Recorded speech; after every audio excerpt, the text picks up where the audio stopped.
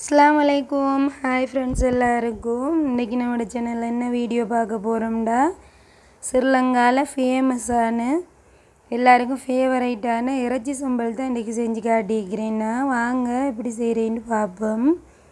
ஃபஸ்ட்டுக்கு நான் ஒரு கிலோ போல் இறைச்சி எடுத்து நல்லா கழுவிட்டு பொரிச்சு எடுத்து வச்சுக்கிறேன். பொரிக்கிறது காட்டிப்படலை இந்த வீடியோவில். இன்றைக்கி பொரிக்கிறது பெரிய வேலை ஒன்றும் இல்லை. மஞ்சத்தூள், தேவையான அளவு உப்பு சேர்த்துட்டு பெரட்டிட்டு நல்லா இந்த சைஸில் வெட்டி சின்ன சின்னதாக இப்படி நல்லா முருகுறதுக்கு பொரிச்சு எடுத்துக்கோங்க. இந்த பெருசு பெருசாக வெட்டிட்டிங்கன்னா உள்ளுக்கெல்லாம் பச்சையாக இருக்கும், வெளியால் மட்டும்தான் முருகும். அதனால் இந்த சைஸில் வெட்டிட்டோம்டா எங்களுக்கு சுருக்காண்டு முருகி நல்லா பொரிஞ்சு வரும் உள்ளுக்கு வெளியாலையெல்லாம். வேறு தூள் வகையெல்லாம் சேர்த்துட்டோம்னா எங்களுக்கு அந்த எண்ணெயில் கருவின மாதிரி மேலேயால் ஒட்டி ஒட்டி இருக்கும் இறைச்சிக்கு மேலால். அதனால் இப்படி பிளேனாகவே நல்லா பொரிச்சு எடுத்துக்கோங்க. மஞ்சத்தூள் மட்டும் சேர்த்து பொரிச்சு எடுத்ததுக்கு பிறகு இப்படி ஒரு சட்டியில் போட்டு நல்லா அந்த எண்ணெயெல்லாம் போகிற அளவுக்கு நல்லா ட்ரை ரோஸ்ட் பண்ணி எடுத்துக்கோங்க. இப்படி ஒரு 10 நிமிஷம் போல் வச்சு கிண்டி கிண்டி விட்டு இப்படி நல்லா காஞ்சி வரணும் இறைச்சி. இந்த எண்ணெய் தன்மையெல்லாம் இருக்கக்கூடாது. எண்ணெய் தன்மை இருந்தால் சுருக்கான்னு அந்த பூசணம் பிடிச்சி போய்த்திரும் சம்பல். அதுக்கு பிறகு சின்ன சின்னதாக இப்படி வெட்டிட்டு கிரைண்டரில் சேர்த்து அரைச்சி எடுத்துக்கோங்க. முழுசாக கிரைண்டரில் சேர்த்தோம்னா அரைச்சி படுது இல்லை. அதனால் இப்படி சின்ன சின்னதாக வெட்டிட்டு அரைச்சி எடுத்துக்கோங்க.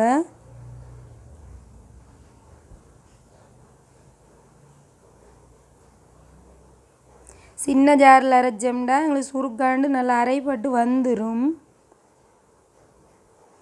இப்போ அரைச்சி எடுத்துகிட்டு வந்தாச்சு. இப்படி தும்பு தும்பு மாதிரி வந்துருக்கு பாருங்க, எவ்வளோ அழகாக அரைஞ்சி. அது மாதிரி எல்லாத்தையும் அரைச்சி எடுத்துக்கோங்க. இந்த கொஞ்சம் கட்டி கட்டி மாதிரி வந்தாலும் நல்லா இருக்கும் கடித்து சாப்பிட்றதுக்கு.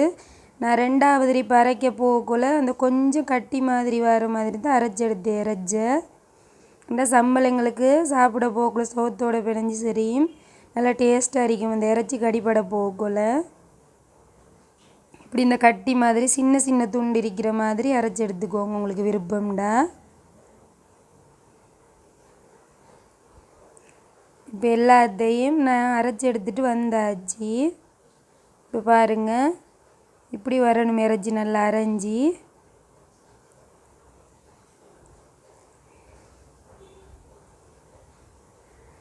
அதுக்கு பிறகு ஒரு சட்டியை வச்சுட்டு மறுபடி ஒரு 10 நிமிஷம் போல் அடுப்பில் வச்சு இன்னும் நல்லா அரைச்ச இறைச்சியை நல்லா இன்னும் ட்ரை ரோஸ்ட் பண்ணி எடுத்துக்கோங்க.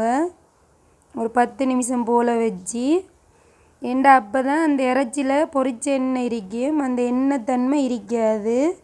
நல்ல எண்ணெயெல்லாம் காஞ்சி நல்லா ட்ரை ஆகி வரும் இறைச்சி. நல்லா கிண்டி கிண்டி கரண்டியால் அடியில் தீஞ்சிராமல் நல்லா ட்ரை ரோஸ்ட் பண்ணி எடுக்கணும்.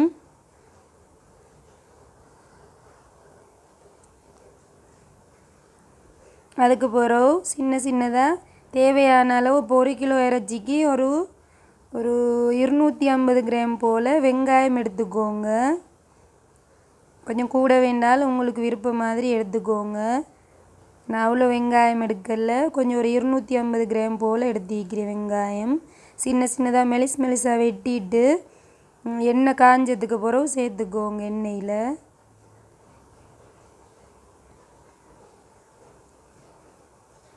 நல்லா பொரிஞ்சு பொன்னிறமாக காட்டிலும் நல்லா கிண்டி கிண்டி விட்டு பார்த்துக்கொள்ளணும் கிட்டே நின்று.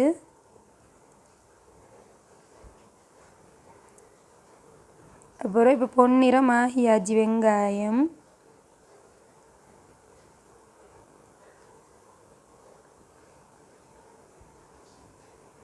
இப்போ இறக்கினோம்னா சரியாக இருக்கும். நல்லா அந்த ஓட்டை போட்டு ஒரு ஏனத்தில் இறக்கிட்டு நல்லா எண்ணெய் வடிய வச்சிடணும். இப்போ வெங்காயத்தை பொரித்து வச்சுட்டு இப்போ பாருங்கள் இறைச்ச நான் நல்லா காய வச்சு அடுப்பில் வச்சு சூடு காட்டி எடுத்துக்கிறேன். இந்த எண்ணெய் கையில் இருக்கக்கூடாது, இப்படி பிடிச்சி பார்க்கக்குள்ள இறைச்சியில். அப்போ தான் எங்களுக்கு ஒரு 3-4 மாதத்துக்கு வைக்கலும் இறைச்சி சம்பளை கெட்டு போகாது. அப்படி நாங்கள் செய்யாமல் செஞ்சிட்டோம்னா இறைச்சி சம்பளை பூசணம் முடிச்சு போய்த்திரும், சுருக்காண்டு வச்சு சாப்பிட இல்லாமல் போய்த்திரும். அதுக்கப்புறம் அந்த வெங்காயம் பொரிச்ச எண்ணெயிலேயே ஒரு 2-3 கொத்து போல் கருவேப்பிலை போட்டு ஒரு நிமிஷத்துக்கு பொரிச்சு எடுத்துடணும். அது போட்டோடனே பொரிஞ்சு வந்துடும். அதுக்கப்புறம் கருவேப்பிலையும் வெங்காயத்தையும் எண்ணெய் வடிய வச்சிடணும் பொரிச்சு வேறையா. பாருங்க அப்படி நசிச்சா அந்த மொறுமொருண்டு நசிகிற மாதிரி வரணும். இந்த இது வெங்காயம் மொறுமொருண்டு உடையணும். அந்த பதத்துக்கு நல்லா பொரிச்சு எடுத்துக்கோங்க. கருவேப்பிலையில் அப்படி உடையிற மாதிரி பொரிச்சு எடுத்துக்கொள்ளணும். அதுக்கு பிறகு இப்போ நான் கொஞ்சம் எண்ணெயில் வறுத்து கொஞ்சம் கட்டர் தூள் எடுத்து வச்சிக்கிறேன். இந்த போத்தலுக்கு கொஞ்சம் ஒரு 3/4 போல் அதையும் அந்த இறைச்சியில் சேர்த்துட்டு நல்லா கையாலே நல்லா பிணைஞ்சி விட்டுக்கோங்க. அப்போ தான் அந்த இறைச்சியோட சேர்ந்து சம்பலுக்கு மாதிரி நல்லா மிக்ஸ் ஆகி வரும். நல்லா கையாலே இப்படி பிணைஞ்சி விட்டுக்கோங்க.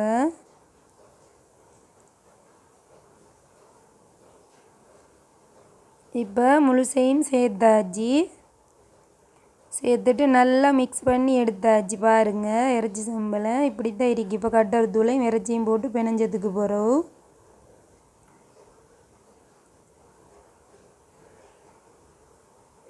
எல்லாத்தையும் இந்த கரண்டி இலையெல்லாம் கிண்டினோம்னா எங்களுக்கு உள்ளுக்குள்ளுக்கு போயிட்டு மிக்ஸ் ஆகாது. எல்லாம் கையால் இப்படி செஞ்சு பிணைஞ்சு எடுத்துக்கோங்க.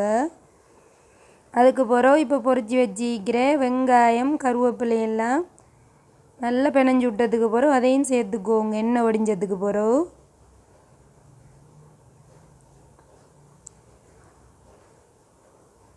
அதையும் சேர்த்து விட்டுட்டு இப்போ எல்லாத்தையும் சேர்த்து மறுபடியும் பிணைஞ்சு விட்றணும்.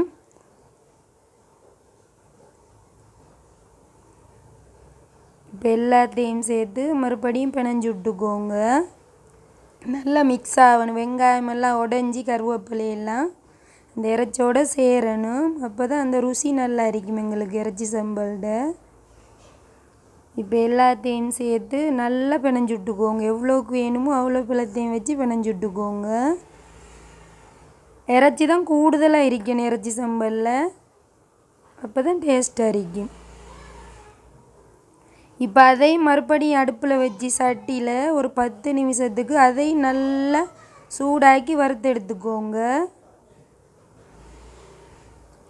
இந்த எவ்வளோ அடுப்பில் வச்சு நாங்கள் சூடு காட்டி ட்ரை ரோஸ்ட் பண்ணி எடுக்கிறோமோ அவ்வளோக்கும் எங்களுக்கு கெட்டு போகாது. இறைச்சி சம்பல் சுருக்காண்டு எவ்வளோ நாளைக்கு வேண்டாலும் போத்தலில் போட்டு ஸ்டோர் பண்ணி வைக்க இயலும். இப்போ நல்லா ஒரு 10 நிமிஷத்துக்கு போல் எல்லாத்தையும் சேர்த்து நல்லா கிண்டி எடுத்துக்கோங்க. எடுத்ததுக்கு அப்புறம் இப்போ தேவையான அளவு உப்பு, ஒரு 3 டேபிள் ஸ்பூன் போல் சீனியும் சேர்த்துக்கோங்க. ஏண்டா அந்த உரப்புக்கும் அந்த சீனி சேர போக்குள்ள தான் எங்களுக்கு அந்த இறைச்சி சம்பல் நல்ல டேஸ்ட் இன்னும் கூட்டி கொடுக்கும். இந்த ஸ்வீட்டோடு சாப்பிட போக்குள்ள இன்ஷால்லாம் ட்ரை பண்ணி பாருங்கள். பிடிச்சிருந்தா இந்த வீடியோவுக்கு லைக் பண்ணுங்கள். மறக்காமல் இந்த சேனலை சப்ஸ்கிரைப் பண்ணி வச்சுக்கோங்க. நல்லா எல்லாத்தையும் மிக்ஸ் பண்ணி விட்டுட்டு இப்போ சாப்பிட போகக்குள்ள இறைச்சி சம்பளோட ருசி விளங்காது. நல்லா வச்சு கொஞ்சம் எல்லாம் சூடெல்லாம் ஆற விட்டு சாப்பிட போகக்குள்ள நல்லா டேஸ்ட்டாக இருக்கும். நீங்களும் ட்ரை பண்ணி பாருங்கள். நான் இன்னொரு நல்ல வீடியோவோடு உங்களை எல்லாரையும் சந்திக்கிறேன். பாய்.